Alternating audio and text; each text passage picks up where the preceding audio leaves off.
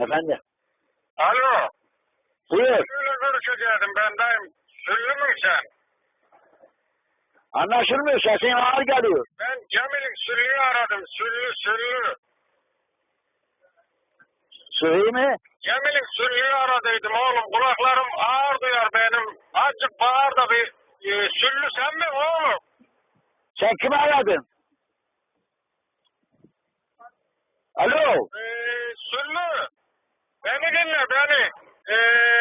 Ya senin bir arkadaş vardı Muzaffer. Muzaffer bizim komşunun kızını kaçırmış. Onun cep telefonunu bana bir bildir oğlum ya.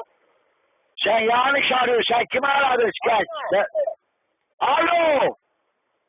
Ya Muzaffer vardı senin bir arkadaş Muzaffer. Onun cep telefonunun numarasını... Kardeşim sen beni dinlemiyor musun ya? Sen yanlış aradın. Bu numaraya da yanlış. Sesini ağır geliyor oğlum. Duyamıyor. Azıcık bağır bakalım bir. Sen yanlış aradın beni. Yanlış. Öyle mi? Tamam. Öyle. Oldu kapatıyorsun. Hadi tamam. Kız kaçırmış.